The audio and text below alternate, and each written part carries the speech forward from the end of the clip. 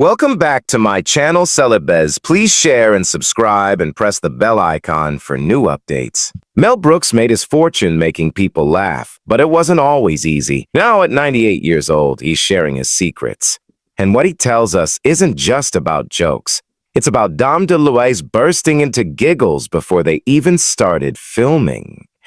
It's about Gene Hackman treating a silly joke like it was a serious play, and Madeline Kahn asking for script changes while wearing her costume.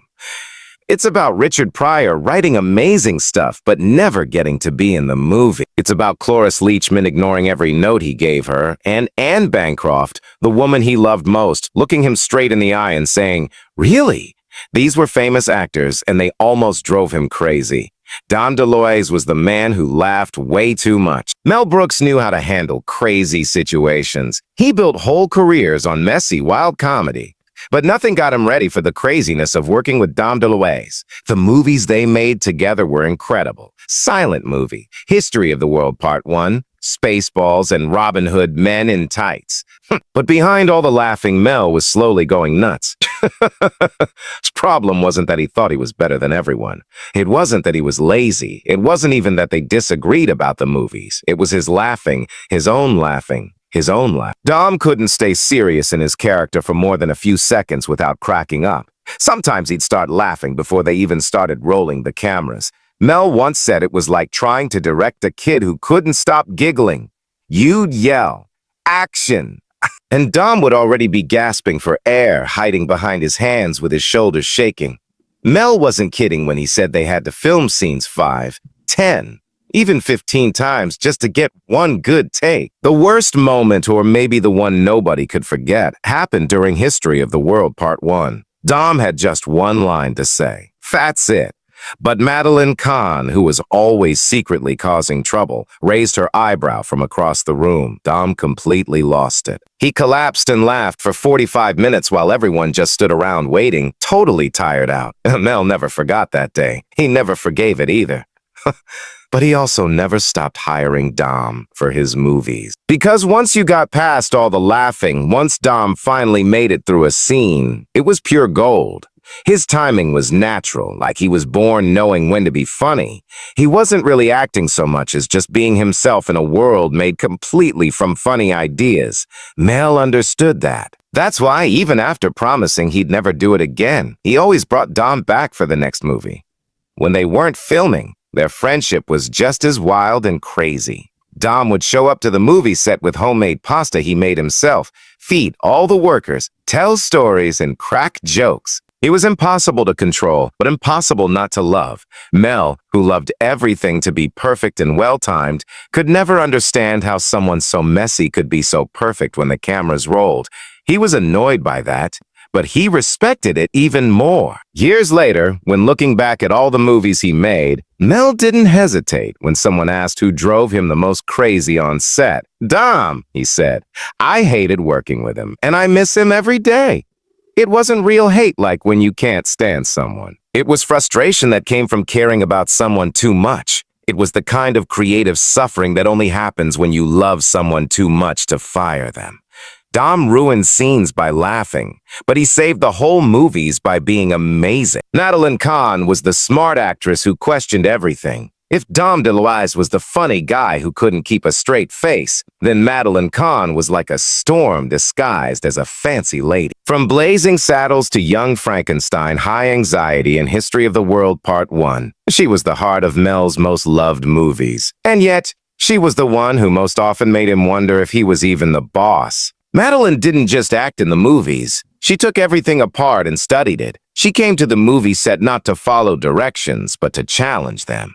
She picked apart the words actors had to say, questioned where they had to stand, and argued about camera angles. If something didn't feel right to her, she spoke up. If she thought a line was too stupid for her character, she demanded they rewrite it. She didn't suggest it, she demanded it. Mel was used to being the center of all the craziness, but suddenly he found himself surrounded by it, with Madeline holding the match to light it all up. She was often late to the set. So, Mel would be ready, all the workers waiting, lights burning hot, and Madeline would walk in calm and not bothered at all. Never an apology, just a peaceful smile, like time moved around her schedule. It drove him absolutely crazy. But then the camera started rolling and she was untouchable. Nobody could do what she did. Take Blazing Saddles, for example. Her performance as Lily von Stupp is still famous today. The way she talked, her eyes, her perfect timing, it was devastating. But behind every one of those amazing moments was a bunch of arguments and rewrites. She wanted to practice it differently. She wanted to change the punchline. She questioned the way the set looked. Mel wanted to move fast and get things done. Madeline wanted to get it exactly right. During Young Frankenstein, it got even worse. Her role as Elizabeth required her to act vain and overly dramatic, two things she knew how to do very well. But Madeline didn't just play for laughs. She wanted to understand why her character would do things. She asked Mel questions he wasn't ready to answer. She argued about the psychology behind every tiny facial expression. The result was some of the most unforgettable comedy of the 1970s. But Mel said he left the movie set every day completely worn out and exhausted. He once described working with her as wrestling a cat during a thunderstorm. And yet he kept going back to work with her because deep down he knew she made his work so much better. She was hard to make happy, but her instincts about what was good were incredibly sharp. She didn't trust anyone's vision more than her own. And for Mel, that was super frustrating, but it was also what made her absolutely great. He said she questioned absolutely everything. She made me feel like I didn't know what I was doing, and half the time she was completely right.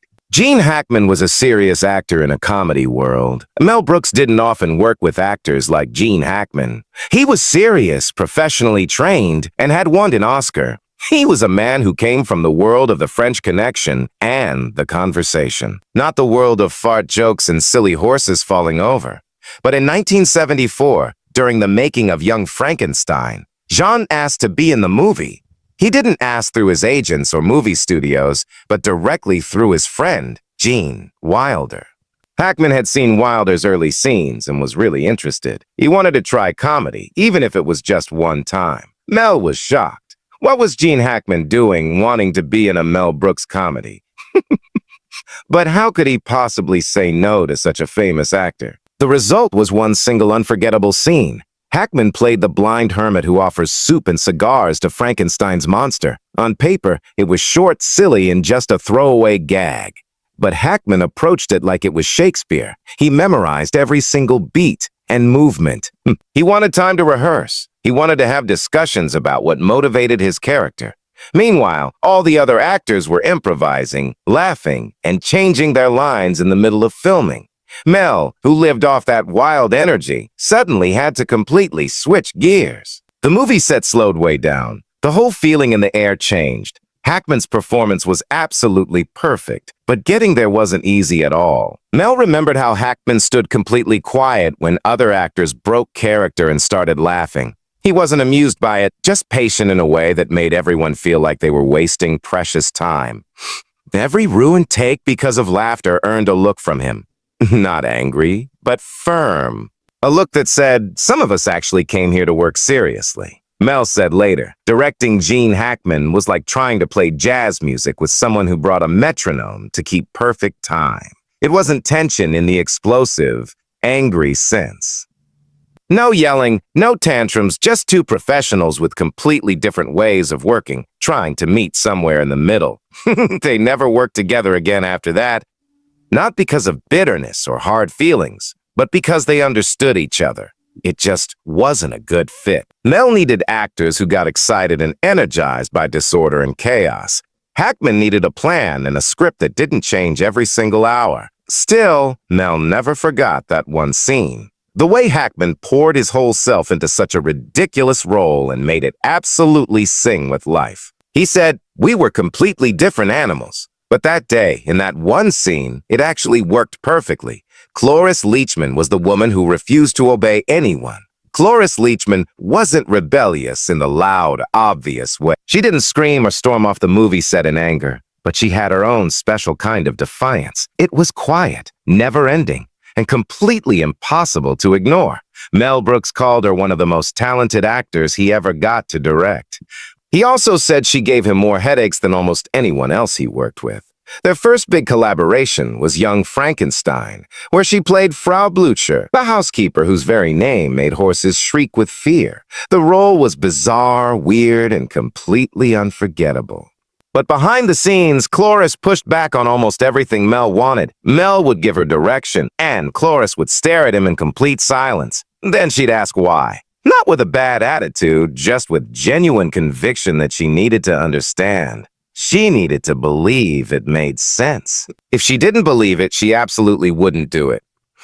Mel said working with her felt like trying to drive a Ferrari with no brakes at all. She was fast, powerful, and full of intensity, but she didn't like being steered or controlled. She'd question how lines should be read. She'd suggest rewrites, and sometimes she'd ignore his notes completely and do it her own way instead. Was it annoying? Yes, absolutely.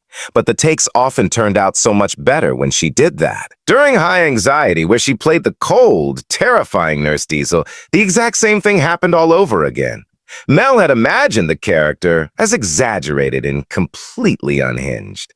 Cloris brought subtle menace and calculating precision instead. It wasn't what he had asked for, but it worked incredibly well. She completely drained his energy.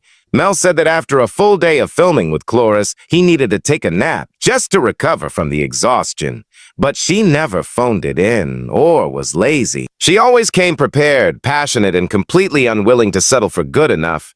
She was absolutely exhausting, Mel admitted, but she made me so much better at my job. And for Mel Brooks, that was the highest kind of compliment he could possibly give someone. Richard Pryor was the genius who never made it onto the screen. Richard Pryor never appeared in Blazing Saddles, not in the credits as an actor, not on the screen as the sheriff. But his spirit is burned into every single frame of that movie. The biting humor, the fearless commentary on race, the boldness that made the film both hilarious and deeply uncomfortable to watch. That was all Pryor's influence. Mel Brooks didn't just want him for the movie. He actually wrote the role of Bart specifically for him. In early 1973, when Mel was developing the script, he already had Richard's voice in his head. At that time, Pryor was emerging as a comedic force, a truth-teller who used wit as a weapon against the hypocrisy of American culture. He had just started hitting mainstream fame with raw stand-up albums like Craps After Hours, and he was unlike anyone else in comedy. Mel saw that fire and knew, this is the man who can walk into a racist frontier town with a badge, a grin, and a middle finger to the system and somehow make it funny. But Warner Brothers didn't see what Mel saw at all. To them, Pryor wasn't a visionary artist. He was a liability and a risk. His reputation for being erratic, often missing gigs, dealing with drug use, and burning bridges made the movie studio very nervous. They were afraid he wouldn't show up to work, or even worse, that he'd show up high on drugs. Pryor had already been banned from multiple talk shows, and the scandal from his infamous Las Vegas meltdown in 1971. He knew that no one else could give the character of Bart the same raw honesty and danger, but the answer was final and unchanging. No Pryor, no risk. Find someone safer and more reliable. Mel was absolutely heartbroken. So was Richard. But instead of walking away in anger, Pryor did something completely unexpected. He stayed to help. Mel brought him into the writing room, and Pryor became an uncredited co-writer on the film. It wasn't a consolation prize or pity job, it was pure creative fire. The writing sessions became absolutely legendary among everyone involved. Paragraph 14, 1,000 characters, Mel assembled a team that included Andrew Bergman, Norman Steinberg, and Alan Uger. But it was Richard who set the tone for everything. He pushed the jokes further than anyone expected, challenged everyone's comfort zone, and brought a level of racial commentary that had never been seen in mainstream comedy before. The infamous scene where Bart holds a gun to his own head and says, "Nobody move," or the N-word gets it. That was pure Pryor. Dark, daring, and somehow still funny. But working with him wasn't easy at all. Mel described it as waiting for lightning to strike. Richard might come in ready, explosive, and brilliant, throwing out jokes that made everyone double over with laughter, or he might not show up at all. He was battling addiction, insecurity, and pressure from every side of his life. One day, he'd write 5 pages of pure genius. The next day, he'd vanish for 3 days straight. Still, Mel kept him close and involved. He knew that without Richard's voice and perspective, Blazing Saddles would lose its bite and edge. The character of Bart may have been played by Cleavon Little, a talented actor in his own right, but the soul and spirit of Bart was Richard Pryor through and through. Years later, Mel admitted the regret never fully left him. "I still wonder what that movie would have been if Richard had starred in it," he said.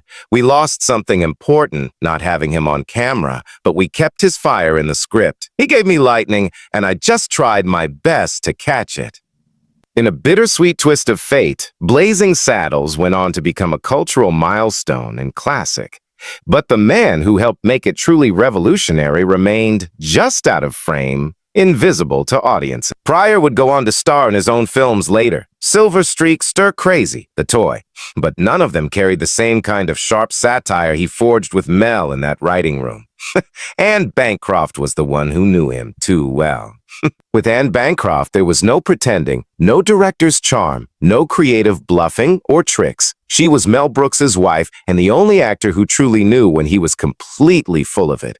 That made her the hardest person he ever had to work with. They had been married for decades when they decided to co-star in To Be or Not to Be in 1983, a remake of the 1942 classic set in Nazi-occupied Poland. Mel produced and acted in it.